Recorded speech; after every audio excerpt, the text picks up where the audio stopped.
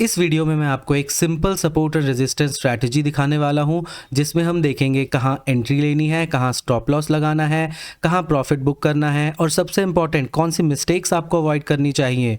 तो गाइज हम बहुत सारी ऐसी यूज़फुल स्ट्रैटेजी और लर्निंग वीडियोस लाने वाले हैं जिससे आपकी ट्रेडिंग नेक्स्ट लेवल पर चली जाएगी। तो गाइज वीडियो को लाइक कर दो, सब्सक्राइब कर लो चैनल को और नोटिफिकेशंस ऑन कर लो ताकि जब भी ऐसी न्यू वीडियोस आए सबसे पहले आपको पता चले। और कमेंट्स में लिख दो कि कौन से टॉपिक्स पे आपको वीडियो चाहिए। So let's begin guys.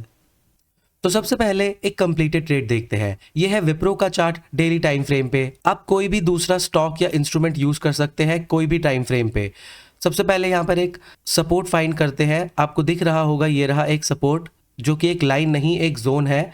आपको दिखा कैसे प्राइस यहाँ से सबसे पहले इस पॉइंट पे टच किया प्राइस ने, उसके बाद यहाँ से रिट्रेस किया। दूसरी बार जब प्राइस यहाँ पर आया हम यहाँ पर एंटर कर सकते थे जब इसने इसका हाई ब्रेक किया।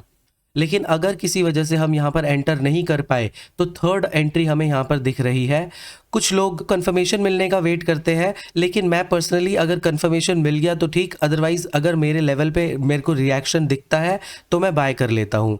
तो यहाँ पर आप देख सकते हो, यहाँ पर अगर आप बाय नहीं करना चाहते थे इस कैंडल के ऊपर हम आराम से एंटर कर सकते थे। तो देख लेते हमारा ट्रेड कैसा रहता अगर हम यहाँ पर एंटर करते और स्टॉप लॉस यहाँ लगाते। तो देखते हैं गाइज, हमें आराम से 1:3 से ज्यादा का ट्रेड मिल चुका है।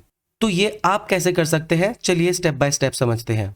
सपोर्ट एंड रेजिस्टेंस के बेसिक्स के बारे में मैं पहले ही वीडियो बना चुका हूं। अगर आपको देखना है तो एंड स्क्रीन पे मिल जाएगा या फिर आई बटन पे मिल जाएगा।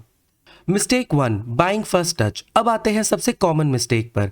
बहुत सारे ट्रेडर्स सपोर्ट टच होते ही बाय कर लेते हैं। ये गलत है, क्योंकि आपको नहीं पता कि प्राइस यहां से सपोर्ट लेगा या ब्रेक करके नीचे चला जाएगा। प्राइस सपोर्ट पर आया इसका मतलब ये नहीं कि बाय कर लो, ये स्ट्रैटेजी नहीं है। हमें कॉन्फर्मेशन का वेट करना चाहिए। मैं पर्सनली ट्रेड तभी कंसिडर करता हूं जब मुझे कोई अच्छी कैंडल दिखती है रिजेक्शन या मुझे बाइंग प्रेशर दिखता है।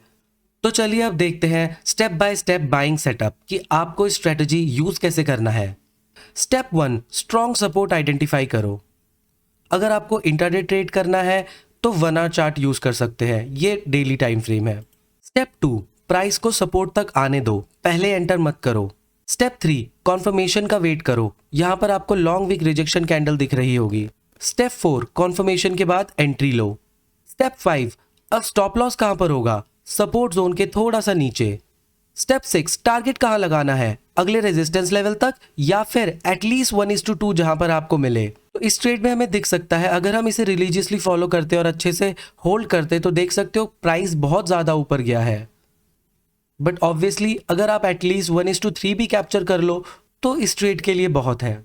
और अगर आपका सपोर्ट ब्रेक हो गया और प्राइस ने आपका स्टॉप लॉस हिट कर दिया, इसका मतलब आपका एनालिसिस गलत है या फिर मार्केट ऊपर नहीं जाना चाहता है। This is just another trade. आपको इसको लेके इमोशनल नहीं होना है, हमें सिंपली अपना नेक्स्ट ट्रेड ढूंढना है। सेम कॉन्सेप्ट सेलिंग के लिए। रेजिस्टेंस लेवल फाइंड करो, प्राइस को रेजिस्टेंस तक आने दो। हम इमीडिएटली सेल नहीं करते, हम कॉन्फर्मेशन का वेट करते हैं। अगर कोई रिजेक्शन कैंडल मिले, बियरिश कैंडल मिले, सेलिंग प्रेशर दिखे, जैसे यहाँ पर हमें दिख रहा है कि एग्जॉस्शन हो चुका है, तब एंट्री ले सकते हैं। स्टॉप लॉस रेजिस्टेंस के ऊपर और टारगेट हमारा नेक्स्ट सपोर्ट लेवल या फिर 1:2। Simple and systematic. और अगर हम इसे ट्रेल करते हुए लेके जाते तो ये बहुत अच्छा हमें रिटर्न दे सकता था। इस ट्रेड में भी हमें 1:4 मिला है। Mistake 2, too many lines. Chart पर 20 लाइंस ड्रॉ कर देना। अगर आपका चार्ट स्पाइडर वेब जैसा लग रहा है तो प्रॉब्लम है। हर स्विंग हाई और स्विंग लो इंपॉर्टेंट नहीं होता, सिर्फ मेजर लेवल्स मार्क करो। क्लीन चार्ट्स बेटर डिसीजन लेने में मदद करते हैं। Mistake 3, no stop loss. ये मिस्टेक अकाउंट डिस्ट्रॉय कर सकती है। कई ट्रेडर सपोर्ट पर बाय तो करते हैं पर स्टॉप लॉस नहीं लगाते हैं, फिर सपोर्ट ब्रेक हो जाता है और लॉस बड़ा हो जाता है। याद रखो, सपोर्ट एंड रेजिस्टेंस सिर्फ प्रोबेबिलिटी देते हैं, गारंटी नहीं, इसलिए स्टॉप लॉस लगाना बहुत ज़्यादा ज़रूरी है। अगर किसी ट्रेडर ने यहाँ पर स्टॉप लॉस नहीं लगाया होता तो देख सकते हो कितना बड़ा लॉस में चला जाता एक ही ट्रेड में। Mistake 4, level failed still holding. एक और डेंजरस मिस्टेक। लेवल ब्रेक हो चुका है आपका, फिर भी आप ट्रेड को होल्ड करके बैठे हो। मार्केट को प्रूव करने की कोशिश मत करो कि आप सही हो। अगर सपोर्ट ब्रेक हो गया है तो एग्जिट करो। कैपिटल बचाना प्रॉफिट कमाने से ज़्यादा इंपॉर्टेंट है। अगर आप ऐसे किसी ट्रेड में अपने आप को करेक्ट प्रूफ करने की कोशिश में लग जाओगे तो आपका कैपिटल एक ही दिन में उड़ जाएगा। तो मैं आपको बहुत सारे लूजिंग ट्रेड्स भी दिखा चुका हूँ। कोई भी स्ट्रैटेजी परफेक्ट नहीं होती है, इसीलिए स्टॉप लॉस लगाना बहुत बहुत मैंडेटरी हो जाता है, बहुत इंपॉर्टेंट है। रिस्क मैनेजमेंट करके चलो, अदरवाइज प्रॉफिटेबल होना बहुत मुश्किल हो जाएगा। प्रोफेशनल ट्रेडर्स लॉसेस को अवॉइड नहीं करते हैं, वो लॉसेस को कंट्रोल करते हैं, क्योंकि लॉसेस को ट्रेडिंग में अवॉइड नहीं किया जा सकता, ये पार्ट ऑफ द गेम है।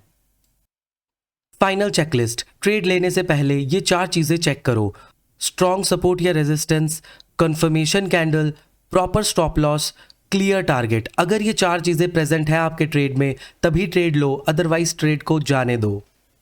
अगर वीडियो हेल्पफुल लगी हो तो सब्सक्राइब कर लो। Thanks for watching and I will see you in the next one.